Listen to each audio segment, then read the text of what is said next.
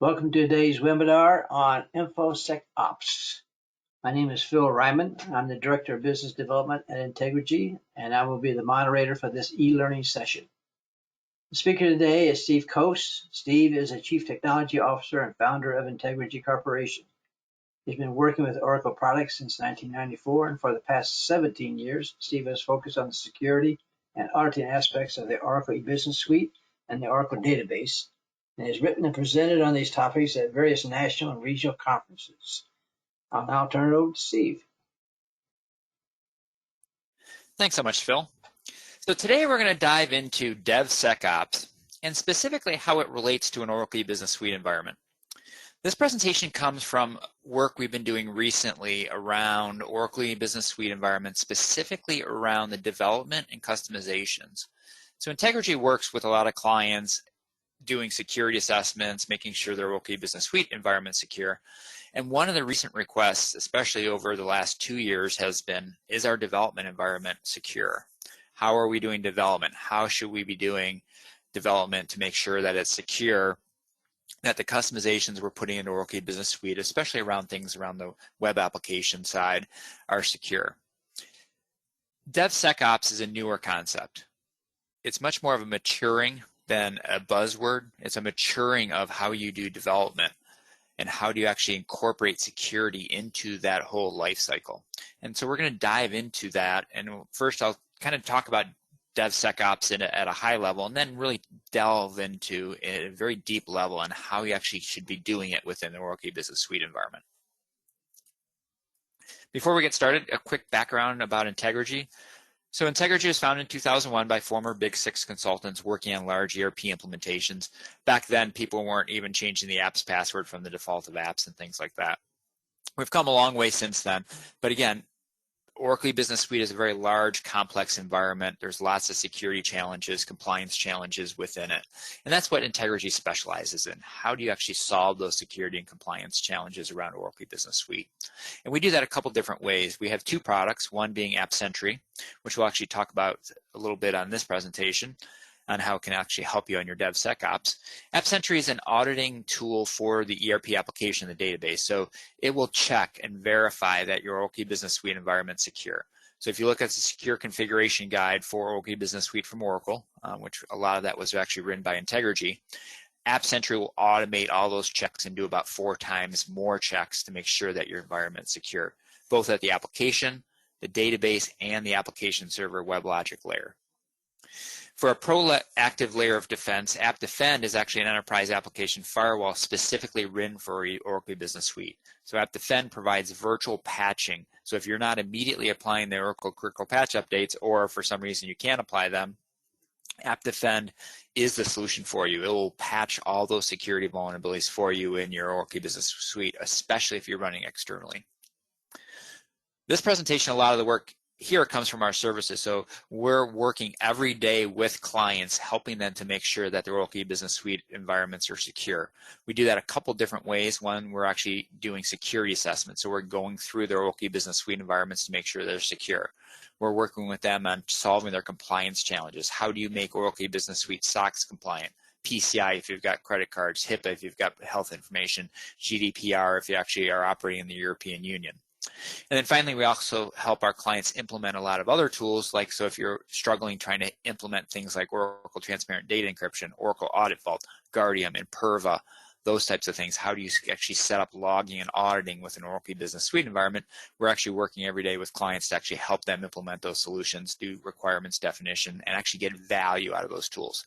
Our big point on doing our security design services is how do you actually get really good value out of these expensive tools you bought? Because a lot of clients just actually implement them without thinking about it, and a year later like, hey, this isn't doing anything for us, and these are very good tools and you can get value out of them. So we're very much focused in on making sure that they're efficient and effective controls in your environment. And finally, Integrity is backed up by a world-class research team. So internally, we're working and breaking Oracle eBusiness Suite, finding the security vulnerabilities. We've found over 200 security flaws in Oracle products, and we actually work very closely with Oracle because we're an Oracle Gold partner to get those fixed. So we have a very deep understanding on what kind of security vulnerabilities, what kind of issues are actually within the Oracle eBusiness Suite. So enough about integrity. We'll kind of dive into the topic and really discuss what DevSecOps is and how it actually relates to an Oracle E-Business Suite environment. So there's two concepts here you need to understand. The first is DevOps. So DevOps is a maturing of and bringing together the development and operations into a full life cycle. So what people are trying to do is really accelerate development, but also provide continuous delivery and improve software quality when we're doing this. So this is more of a philosophy in conjunction with tools and other things to actually make sure that the development lifecycle is working effectively, but also accelerating it. DevSecOps then incorporates security into this. So DevOps has been around for a while. It's really kind of a maturing concept within the development space.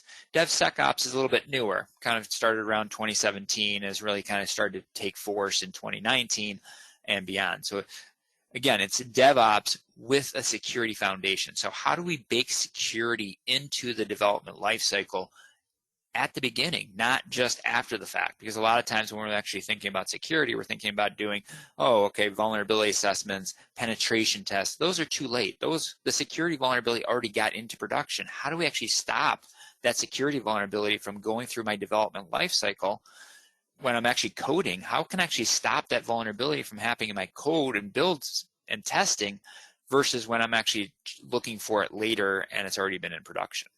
So that's what DevSecOps is. What we'll talk a lot about in this presentation is, well, Oracle Business Suite development is different than a custom development. If you're developing a whiz-bang web application, the way you do DevSecOps is going to be very different than when you do it for Oracle Business Suite, because the way Oracle Business Suite development is it's not a massive thing. You're not developing Oracle Business Suite.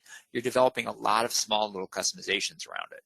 So a lot of the discussion as we go through this presentation will be, how is this different for Oracle Business Suite, for a package application, and how do you most effectively do it?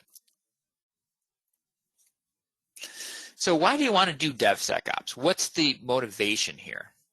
So when you look at Oracle Business Suite, it's a monster of an application. It's highly complex. It's got a massive technology stack. It's got millions and millions of lines of code. And there is a disconnect in the organization.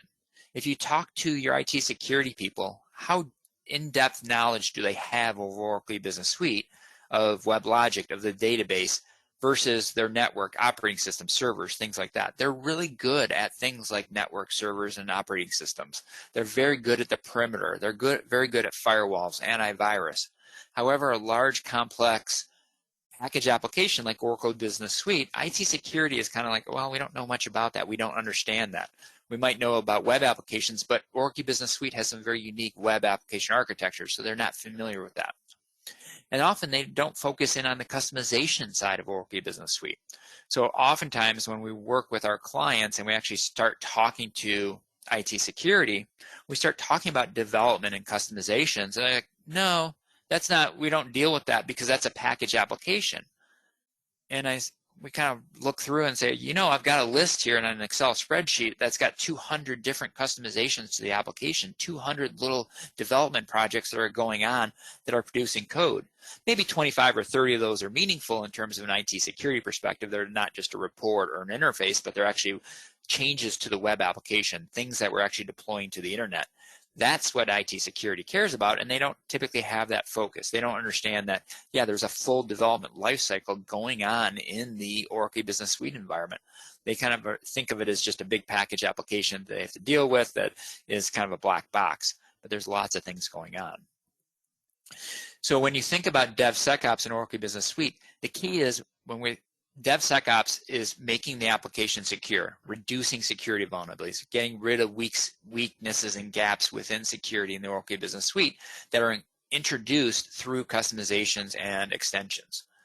And so if you think about this, back up and say, okay, is my environment secure? Is my Oracle Business Suite environment secure top to bottom? Well, we're checking, we're doing secure configuration, we're doing the things that we need to do to the application side, we're applying security patches and things like that. However, am I introducing vulnerabilities into the application? Oracle's hopefully going through a process to make sure the application is secure, but am I introducing new security vulnerabilities?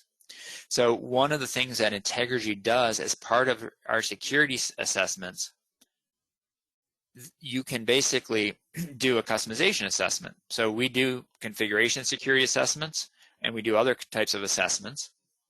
But our customization assessments have really taken off recently. That we're doing that for a lot more customers because they're more worried about the custom development objects. Are there security vulnerabilities? So we actually went through a number of recent customization assessments we did in the last couple of years and kind of averaged out the vulnerabilities we found. And this is across a large set of different types of customizations.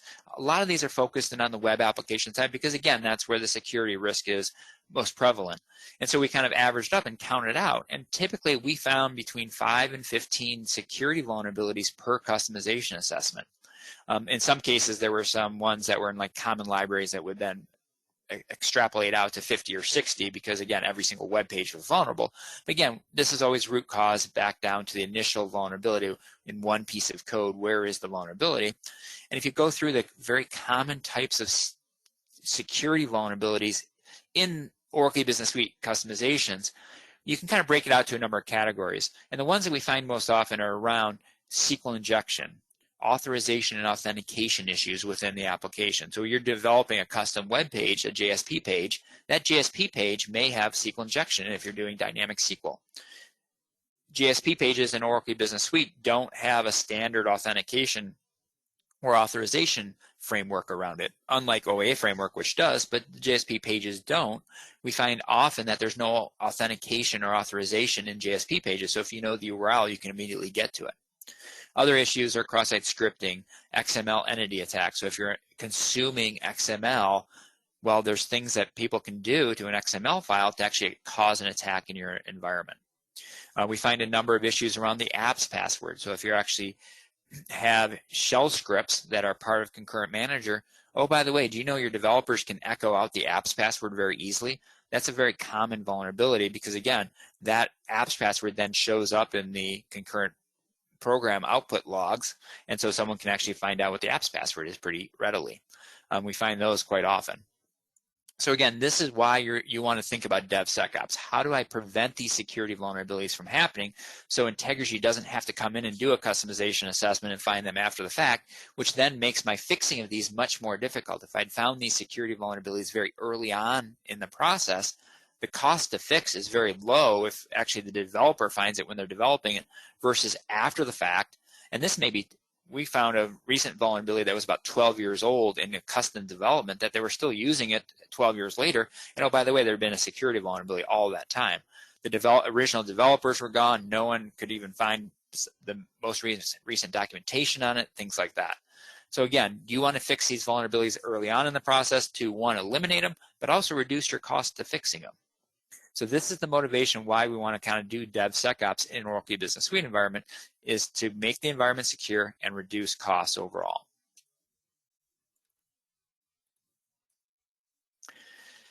So what are some of the complexities and challenges of doing DevSecOps in Oracle Business Suite environment? One is it's a highly complex application environment. This is not simple to do because it's not only just a web application, but I've got the web, the application, the database. I've got lots of different moving parts, lots of places I need to look, lots of ways I can do development.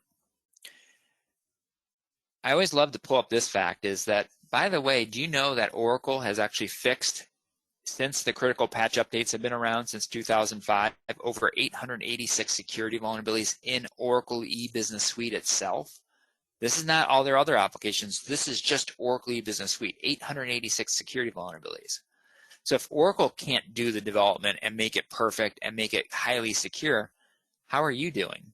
How are you doing when you're actually developing custom OA framework pages, custom JSP pages, doing interfaces and things like that? Are you making sure that you're doing it right? So if Oracle can't do it right, can you do it right? It's kind of the point here. So you have to be very careful that, oh yeah, we got a very robust, we're doing it really well. Oracle has a very robust internal processes. However, they're still introducing security vulnerabilities. We find when we do our security assessments, when we do rip apart Oracle Business Suite, we find old bugs, we find new bugs. We're finding bugs in 12.2.7, 12.2.8. So again, they're still getting introduced even though Oracle has a significant stable of tools, processes, code reviews, and all that, bugs are still being introduced. Another point on Oracle Business Suite, a challenge is that development in Oracle Business Suite environment is very different than doing development of a custom application. So when you look at Oracle Business Suite, you don't do development, you actually do customization to the application. And your development is actually really just pinpoint little objects. So you're developing actually a whole bunch of small little development projects. They're not, each customization is really a small project. When you think about it, you're thinking about, well, I'm migrating that code, I'm delivering that code, I've got its own design documentations for that little piece of code, be it an interface, be it a report, be it a couple custom JSP pages. So it's very different, and most of the DevSecOps procedures, policies, your internal policies that you may be using throughout the organization don't apply very well. The tools that your organization may be using for DevSecOps today may not apply well to Oracle Business Suite. And then finally, Oracle Business Suite is a very open environment. We always love to call it the California model. It's like, hey man, do whatever you want. It's open. We're free. We can do anything we want to the environment, which is great on one hand, because yes, you can customize it at any point you want. Yeah, Oracle does have some recommendations and some standards to do it, but theoretically you can just about customize anything in the application. Do you want to do that? Probably not. So from a security perspective, being wide open and allowing a lot of customization at a lot of different points in the application is problematic because I have to look at all those. It's not like there's one process, everything goes through a single pipeline in order of customizations. No, I can do customizations at the web application side. I can do customizations within the application many different ways. I can do database customizations. So there's lots of things that can be done. Some of the development is outside the application. So if I'm developing let's say a concurrent manager shell script, that's outside the application. That's just a nice compact shell script. It's actually executed in the application. In some cases, I'm actually doing the development inside the application. So when we talk about personalizations to either the forms or OA framework, I'm in the application doing the customization. There's not some separate file that actually is that customization that then can go through the appropriate review processes and things like that. Being an open development environment really often leads to very poor version control, weak change management in the environment, and that becomes a security issue because I don't know who's actually migrating in potentially changes to the environment. I don't know that a change went through appropriate approvals, that the version that got migrated to production was the one that was approved. Those become security issues. So a security issue is not necessarily just a security vulnerability, it's also who can do it. If someone's malicious, can they move something into production that is not appropriate? That's a malicious piece of code, things like that. So again, it's very important to understand some of these challenges because Oracle Business Suite is not a simple application. It's very complex. Customization is done in many different ways, and that's going to be a challenge when we start talking about DevSecOps, and I'll show you kind of some of the challenges a little bit later on in great detail. This is kind of a point that I always find interesting when we talk about DevSecOps and Oracle Business Suite. When we start talking about ERP staffing ratios, and we start talking about, okay, how many developers do you have? How many operations people? And operations people are really typically in Oracle Business Suite environment, the DBAs. And then how many IT security people do you have actually looking at talking about Oracle Business Suite? And so typically it's somewhere between 25 to 50 developers. And again, if your organization has 2 DBAs, then just basically cut the 25 developers by 5, right? So again, if you've got 5 developers, 2 DBAs, you may have half a security person. You may not even have anybody from IT security even thinking about Oracle Business Suite. So again, the security side of Oracle Business Suite is often very light. There's not a lot of focus in on it. There's not a lot of dedicated staffing hours looking at, reviewing things, making sure that the environment is secure.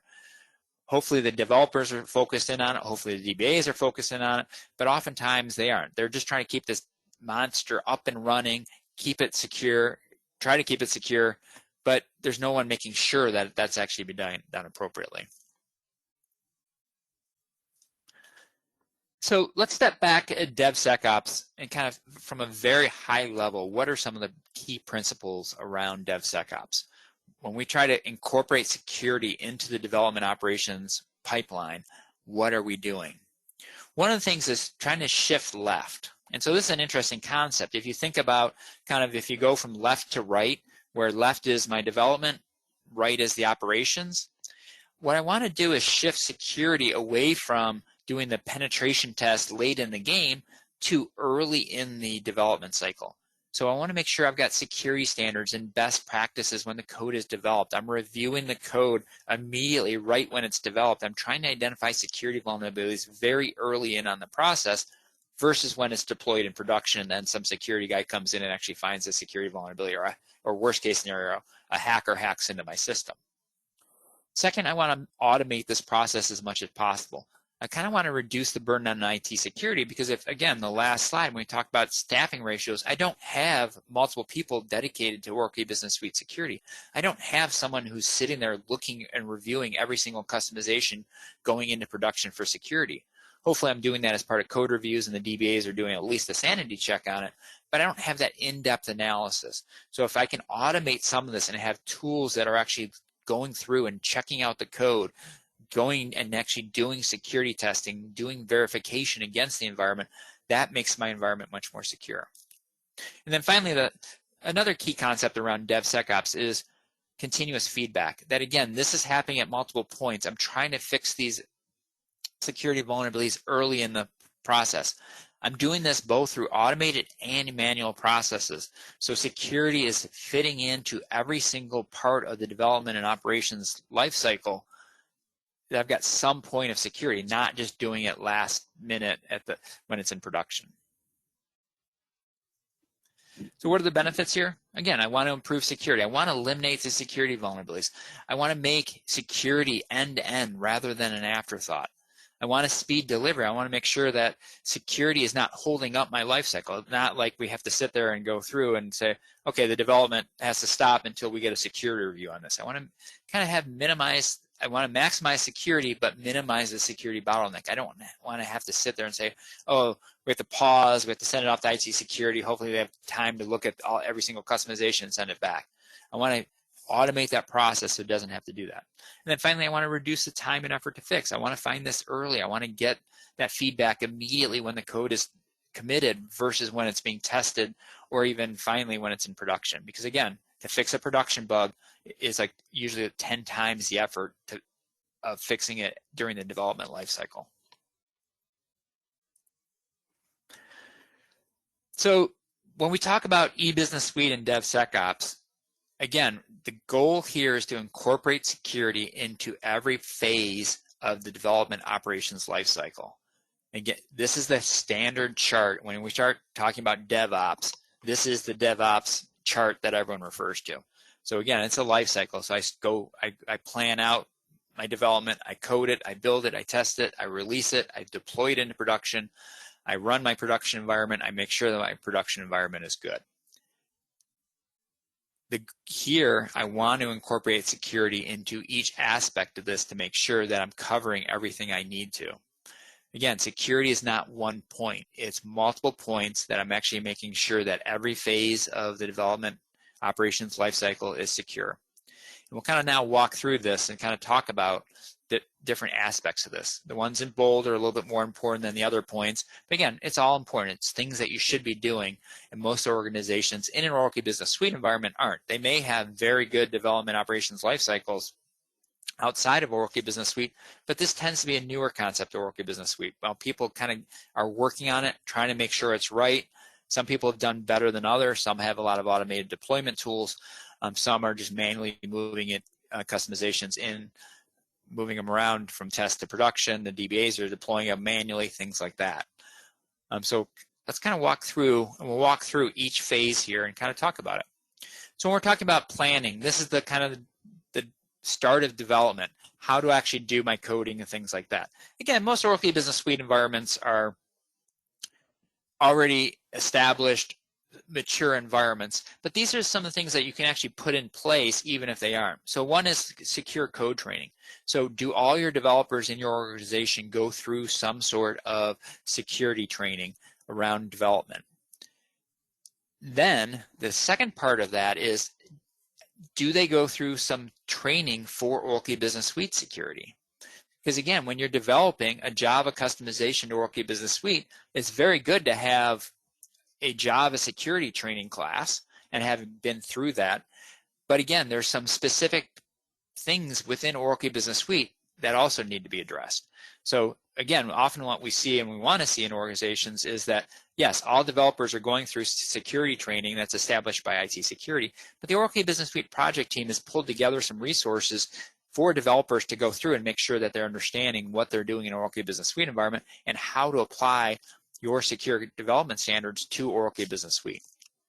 Hopefully you've built a secure architecture that when you do customizations, when you do interfaces, that the interfaces are done in a similar manner across all interfaces, and that architecture is secure. That if you're sending sensitive files, that they're encrypted. When you receive files that are sensitive, that they're actually encrypted on disk, things like that. Things around on how I actually design my interfaces, how we design my customizations, what privileges I can assign to different things, those type of things should be part of the secure architecture. So it's kind of reviewed and you understand how I make this environment secure, especially from a custom development perspective.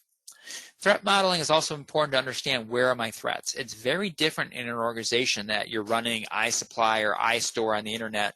And let's say you're running iStore with heavy customizations. That's a very different threat model than if I'm just running internally with very few customizations. So where is the threat to the organization?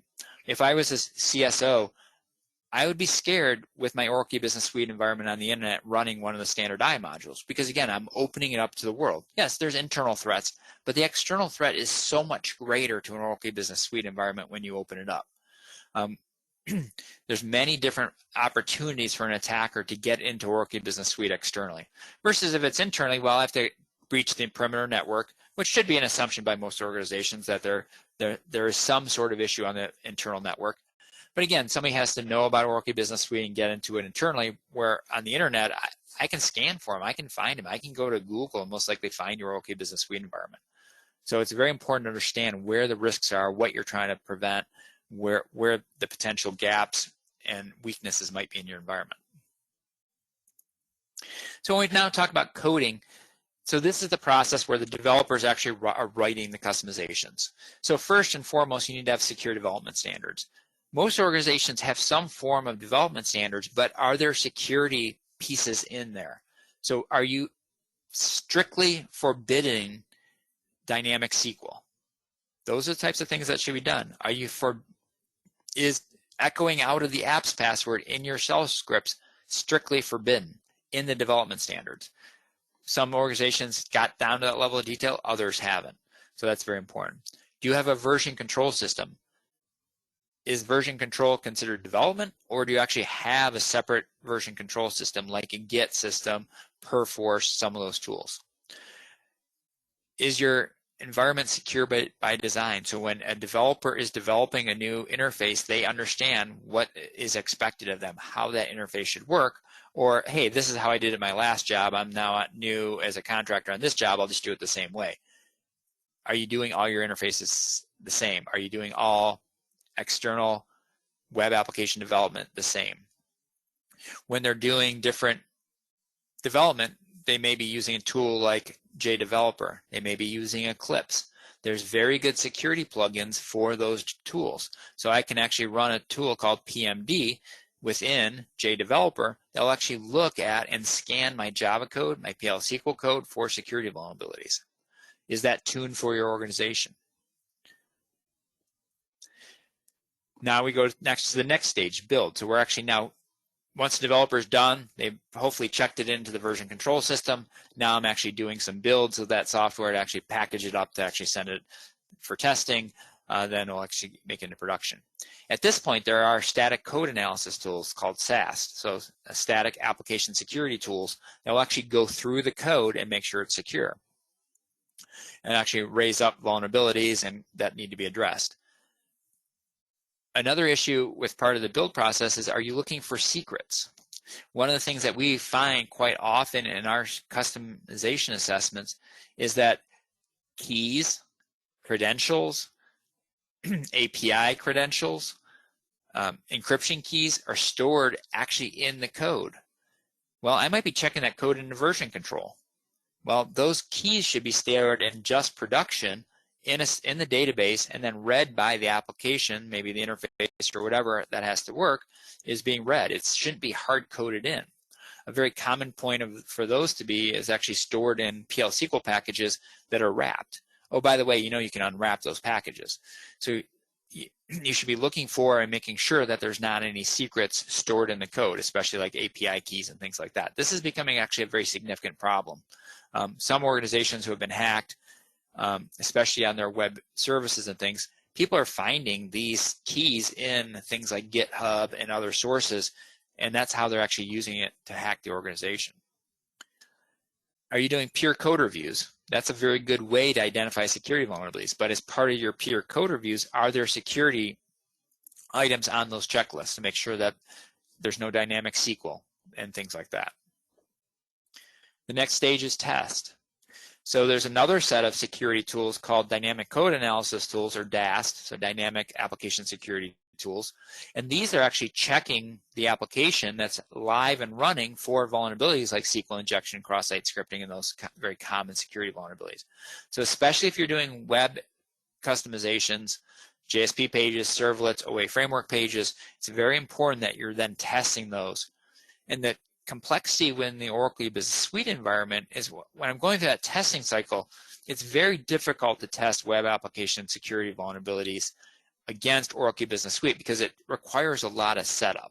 How I set that up, how I make that work, how I work the authorization is somewhat difficult. We throw another one in here called test data scrambling. So I've got my test environments which are cloned from production. Again, remember when we talk about DevSecOps, we're talking about security throughout this lifecycle.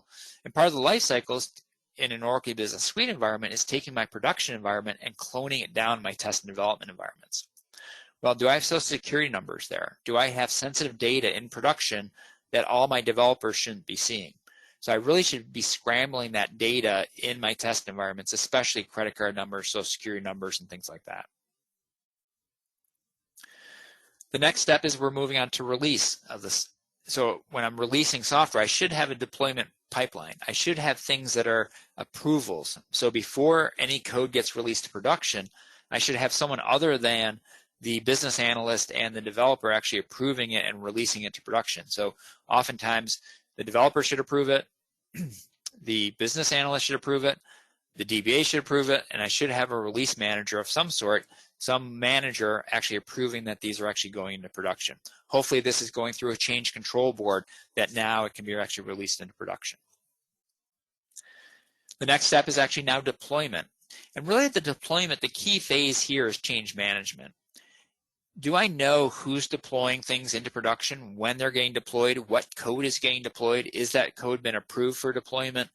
Change management in Oracle Business Suite environments is very complex and very challenging. We'll actually talk about that a little bit more in a minute. Other things, I should be automating this as much as possible. Because again, if I've got people manually deploying it, they can be making mistakes. They can be missing things. There may be a SQL script to actually lock down something that may be missed, those types of things. So anything that I can do to automate deployments, one is to make sure that only people who are authorized are doing deployments. And two is that there's no mistakes introduced in the environment. And finally, during the configuration, hardening should be done during the deployment phase. Again, when I'm going live with the application, but also periodically I should be making sure Oracle Business Suite is properly configured against your standards, as well as things like the secure configuration guide for Oracle Business Suite from Oracle. During the operate, again, I'm trying to make sure the environment's secure. So I want to make sure I have a web application firewall. I want to make sure I'm doing security patching, penetration testing, vulnerability scanning. And then finally, during the monitor phase, I want to make sure I've got visibility into the environment. I want to make sure I understand what's happening in Oracle Business Suite, who's connecting to what errors are being raised, what web pages are being accessed, what database accounts are being logged into, what SQL errors are being raised. So again, example of a SQL error, if I'm getting lots of ORA 942 errors, table does not exist, that means there's a privilege issue that someone is trying to access the table they don't have permissions to, or I actually have an error in the code potentially. So I should be monitoring for large numbers of Oracle database errors as well as application errors? Am I getting lots of 403 forbidden errors on the web application side? That's an indication that someone is accessing something that they shouldn't be. I should be monitoring for that to make sure that my application is secure, that nothing is going wrong, that there's not changes in the environment, things like that. File integrity monitoring software around the development and customizations is very important. So what's getting actually deployed to production? What changes are happening at the operating system layer? Is that being done appropriately? Is that improved change, or did potentially a hacker get into the environment, get operating system level access, and is actually changing a file to make them more persistent on the system, things like that. And then finally, sensitive data scanning. Do I understand where the sensitive data is in the environment? So did I have a customization that actually introduced a new table with social security numbers that I didn't know about that may not be encrypted now? Those types of things. So now let's kind of delve into Oracle E-Business Suite customizations to get a little bit better understanding of kind of why this becomes such a challenge. So those are the things you should be doing, but why is it such a challenge in Oracle E-Business Suite environment? So when we talk about customizations in Oracle E-Business Suite environment, again, I can customize the application at many different points. So I can do it in the application, I can do it in the database, and the application servers. And when I talk about application servers, I'm talking about the web servers, which are either the Oracle application server or WebLogic. I also have the form servers, I also have the concurrent manager servers. So there's lots of different pieces in the environment. And customizations in Oracle E-Business Suite are generally referred to as two different things, either CEMLI, which is configurations, extensions, modifications, localizations, and integrations. Again, that's why you say CEMLI. Or RICE, which is reports, interfaces, conversions, and enhancements. Again, these are the same things. I'm just doing customizations to the applications, but the point of these two abbreviations is that, again, there's lots of different customizations. There's just not one type of customization in the environment. And again, they also have a couple other versions of it. It's RICE-W, which includes workflows, or FRICE, which includes forms also. But again, anyone who refers to customizations in Oracle Business Suite environment, there is a long laundry list of them. And this is an example of a long laundry, a list of the types of customizations in Oracle Business Suite environment. And this is the challenge, is that it's just not one type of customization. It's many different types of customizations throughout the application. And again, each of these customizations is a very pinpoint project. It's one deployment object that will go through it. So it may be a couple forms, it may be a concurrent manager program, it may be a couple web pages, it may be a SOA, service-oriented architecture gateway integration, those types of things. This is the chart that we use when we do our customization assessment. So when we do a customization assessment, behind each of these, we are doing reviews, running SQL queries to find out the scope, how many of these customizations are there, where the customizations are, and then we actually review the code behind of each of these. So again, this is a big laundry list. Not everyone does every type of customization. So when we talk about concurrent manager programs, most people are doing things like just shell scripts and maybe some SQL+. They may have one or two PL SQL, and they may have a Java. Not many people are actually writing C concurrent manager programs or Perl ones. But again, people do. We run into those. Forms, people often use forms personalizations, and they may have a couple custom forms, but they may make extensive use of the custom PLL library. They may write a bunch of reports because they haven't transitioned to XML Publisher yet, and they may have a bunch of FSGs. Again, there's different aspects. Some people make more use of some of these aspects than others. Also, when we're talking about a concurrent manager program, I may have a shell script, but then I may also have database packages as part of it.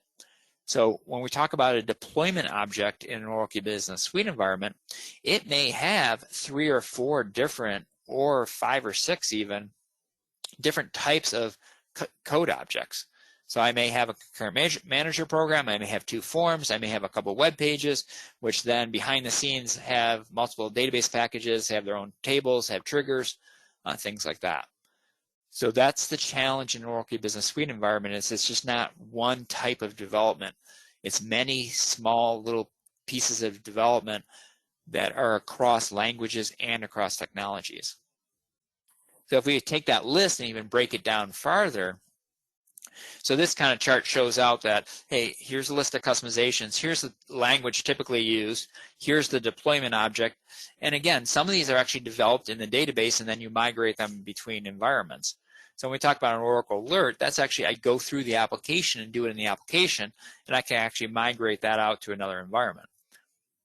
Some of these often contain secrets. So again, those may be API keys, credentials for remote systems that are hard-coded in the code, which is a significant security issue. And then we actually list out the kind of some of the key issues. And again, in an Oracle Business Suite environment, SQL injection is the most devastating one, because if I can exploit a SQL injection vulnerability, I can run SQL as the apps user. And then it's just up to my imagination what I can do in the environment. Authorization is also a significant issue in Oracle Business Suite, because again, a lot of the different pages, especially around the custom web applications, don't have authorization in them by default. And if the developers don't put it in, anybody in the world, if they know the URL, can access that web page. As you can see, there's just a lot of different. I'm writing code as JSP, Java, PL SQL. There's a lot of different languages here, and that becomes a challenge. And there's lots of different development objects here. Some are in the database, some are in files. Some may be both. So typically when I do the development, I'm doing it in the database, then I export it out to a file for migration from development to test to production. So when we talk about some of those steps, I'll dive into a little bit more here on some of the key topics. So the first one is around version control. All your key customizations really should be going through version control. A lot of Oracle Business Suite environments use the dev environment as their version control system versus taking it out of dev when I'm done with the development, putting it into a version control system, and then migrating it to the next environment. The recommended process is when I do development is I'm using version control. So I develop it in the dev environment, I check it into version control, then to move into test, I check it out from version control into the test environment. I'm not migrating directly from dev to test. The reason I want to use version control is I understand what changes are happening and then have a full history of all those changes of that object moving throughout this lifecycle. I should have very good secure development standards that covers all my development. We review many different secure development standards. Every single assessment we do, we look at the development standards. That's one of the standard things that we ask for when we start a security assessment. We find that people do a good job on the development standards, but they're often very lacking on the security. They don't talk about SQL injection. How do I prevent some of these common web vulnerabilities? And they also don't cover all my development. So oftentimes they'll talk about Java and go really in-depth, do a great job on like the Java development. But they won't talk about, well, hey, if I write a shell script for a concurrent manager program, I shouldn't be echoing out the app's password. That's the type of things. They don't talk about custom forms, but they may talk about Application Express development there. So there's often gaps there. So you should be looking at the development standards to make sure that, one, they're covering security, and two, they're covering all the types of customizations that you're doing in Oracle Business Suite environment. When all your developers should be running some sort of security plugins as part of their development process. So if you're running JDeveloper, you're running Eclipse as your standard development tools. IDE is integrated development environment. So this is actually the tool that people are doing Java development in. You can also do some PL SQL development in them. You should be running plugins like the PMD plugin for JDeveloper, which will actually in real time, as they're doing their development, pop up recommendations that saying, hey, that code is potentially vulnerable to SQL injection. That code is potentially vulnerable to cross-site scripting. They'll also recommend many other recommendations on, hey, that's not very good Java code also. So it's actually a good thing to be running, makes better code quality at the end of the day. During the build process, I should definitely be running static code analysis. And so again, this is looking at the code to make sure it's secure. So the process happens is the developer is developing the code in development. They check it into the version control system. And as part of those automated tools, so if you're using a tool like PPM, QuestStat, or Flexagon, those tools will then take the code out, and before it migrates it from development to test, it will actually run it through a tool like PMD, like SonarQube, like Checkmarks, or actually a tool like ours called AppCentric Code will actually take the code in and actually do a security review on the code, looking for things like SQL injection and other security vulnerabilities. The problem here with most of the commercial available and even open source tools is when I'm actually doing code development in Oracle Business Suite, in the same package I may have an Oracle form, I may have a Java, I may have some PL SQL code, things like that. Most of the standard tools don't do a very good job on that, and that's why we actually developed our own tool called AppCentric Code, which actually uses some of the open source tools like FindSecBugs, PMD, and we've also had to write a number of proprietary code scanning tools to look at things like PL SQL and Apex. So AppCentric Code will look at virtually every customization that you can do in Oracle Business Suite if it's residing in a file and also if it's residing in the database. So this is one of those steps that's kind of hard to do, and that's why we developed AppCentric Code to help automate it. Another thing you should be doing is running secret scanning. So again, looking for those hard-coded things in the development objects like passwords, credentials, encryption keys, API keys, certificates, things like that, that should never be stored in the code. Because again, I'm taking that code, I'm migrating it into version control. Many different developers have access to that, and they can pull out those passwords and then use them because then it gets migrated to production. There's a number of very good secret scanning software out there.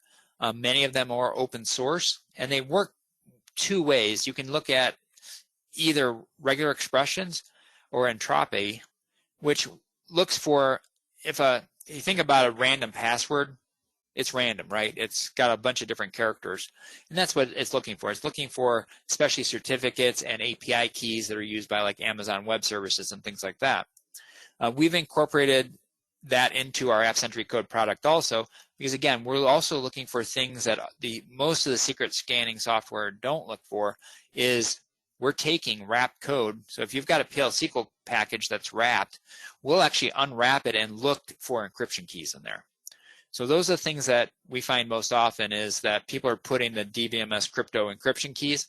They put them in PL SQL packages, then they wrap it. Oh, that's secure. Really, that's not secure. You should never be storing any sort of encryption keys or these credentials in any kind of hard-coded format. It should always be maybe stored in a database table. And then again, these keys should only be stored in production. So for the production environment, all these hard-coded secrets should only be stored in the database in the production environment, not also done way back in development. In the deploy process, when we talk about change management, we really need to be thinking about how do changes get into production?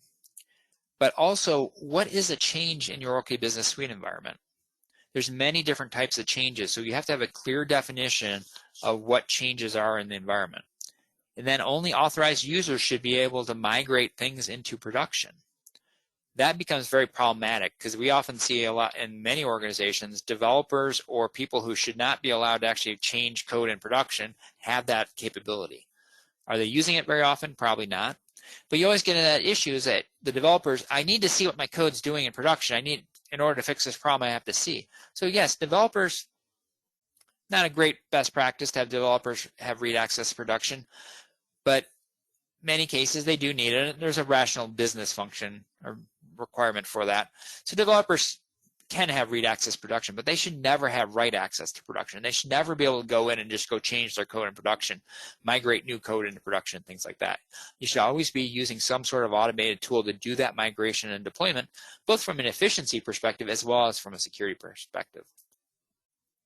Finally, configuration hardening. I should always make sure that my whole Oracle Business Suite environment, both the technology stack and the application, are secure. So I should be going through and making sure that it conforms to the secure configuration guide for the Oracle Business Suite. That's a great starting point. You can use a tool like our AppSentry tool, which will actually validate the configuration of the entire technology stack. So when you run AppSentry, it's connecting to the database, it's connecting to the application, it's checking things like system profile options, it's checking things at the database like the initialization privileges, database privileges, it's connecting to the WebLogic to make sure that you're changing the WebLogic console password, you're applying security patches across all those layers. In the operate piece, again, I need to make sure that my environment is secure.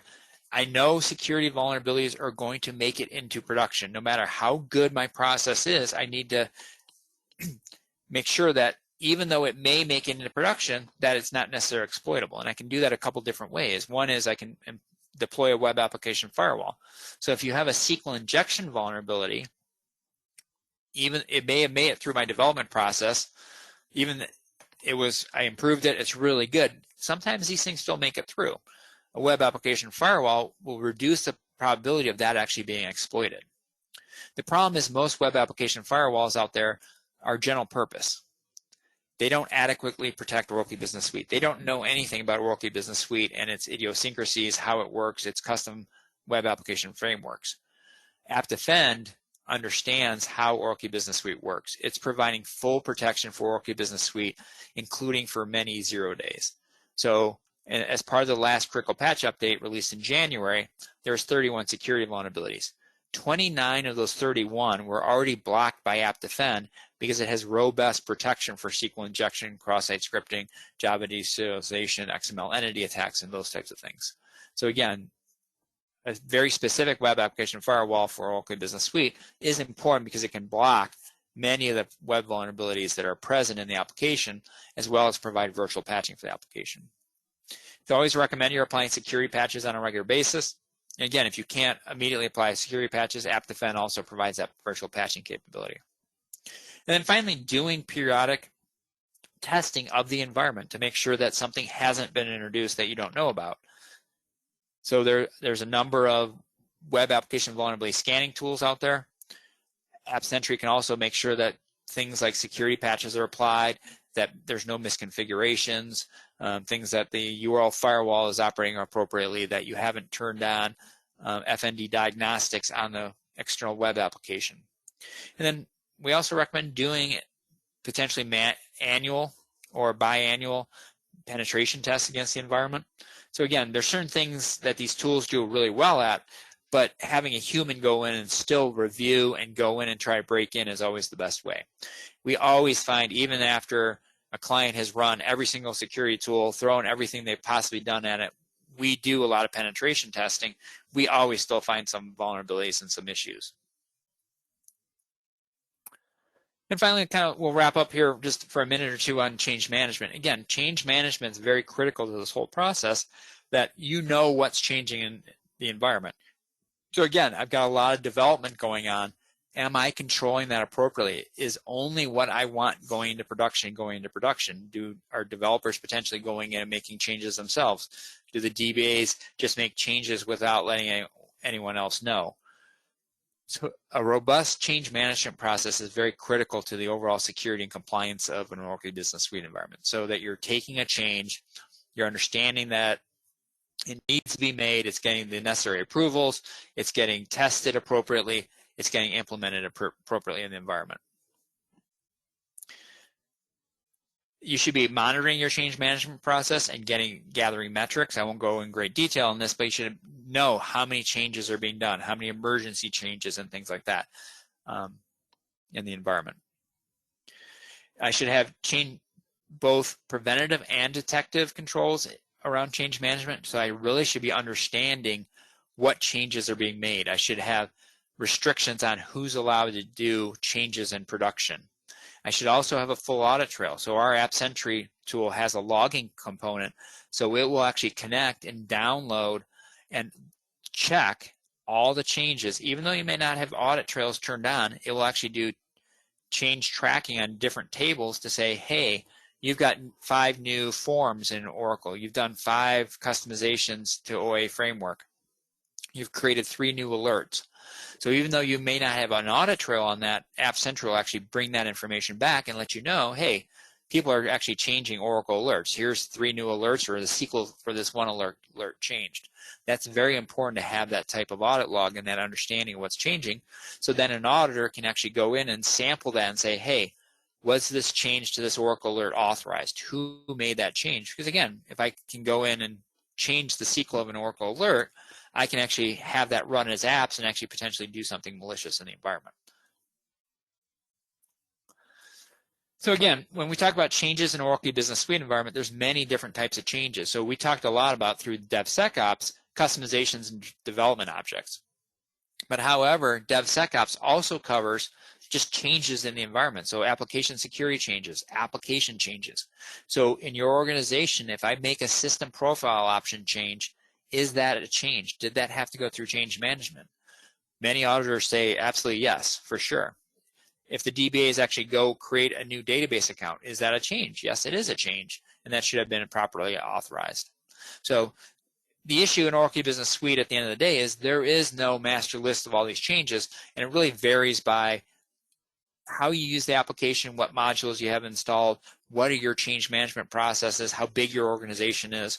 Again, a Fortune 100 company is very different than a $250 million manufacturing organization. And your change management processes should reflect that. But again, you should at least have a good understanding of what you want to track and why you want to track it and what the security impact and compliance impact of those changes are. So that's kind of an overview of DevSecOps and Oracle Business Suite environment, kind of talking through the process, talking through on how you should be doing in an Oracle Business Suite environment. What are some of the key tools that you should be implementing for DevSecOps in an Oracle Business Suite environment? Again, this is a very maturing area. It's growing rapidly. We're seeing a lot more focus from our clients on it, where 3 or 4 years ago, no one even knew what DevSecOps was. No one really was that concerned about security around development objects. Now people are really focusing in on it because, again, it's important. And especially if you've got your Oracle Business Suite, you're running iSupplier, iStore on the internet, that's significant risk. But even internally, there is significant risk internally if any of these interfaces, customizations don't work appropriately. I will turn it back over to Phil and see if we have any questions. Thank you, Steve. We have a couple here. First one, you mentioned auditing and logging. What's a recommended approach to audit both the application and the database? Very good question, because again, Oracle Business Suite has many different audit trails and logs within the application. So if you go to our website, integrity.com, we actually have a white paper that details out our recommendations. It's the Integrity framework for auditing and logging in Oracle Business Suite environment. And that will go through and kind of give you a recommendation of what you should be auditing and logging across both the application, WebLogic, and the database to get a full scope and understanding of what's happening, who's connecting, what changes are being made. We also have our Appsentry tool, which will actually consume all of those logs and give you a very robust dashboards, reporting, analysis, and analytics around what's happening in your Oracle Business Suite environment. And you don't actually have to do a lot of configuration there. It will actually, if you've set something up in Oracle Business Suite, it'll actually consume that audit log automatically. Next question. For DAST, what tools should be used with the Oracle eBusiness Suite? So DAST is basically that dynamic application scanning tool. And so that a DAST tool will connect to the application, the real live application in a test environment, and actually exercise and look for security vulnerabilities. The problem with Oracle Business Suite is most of the DAST tools don't do a good job with the authorization, trying to log into the application, and take some time to set up. The two we use internally most often are, there's an open source tool called OWASP ZAP, Z-A-P. Is a very good tool. It's free and open source. With a little bit of work and customization to it, you can actually make it work fairly well with Oracle Business Suite. For our commercial tool that we often use on our penetration tests is called Burp Suite, B-U-R-P.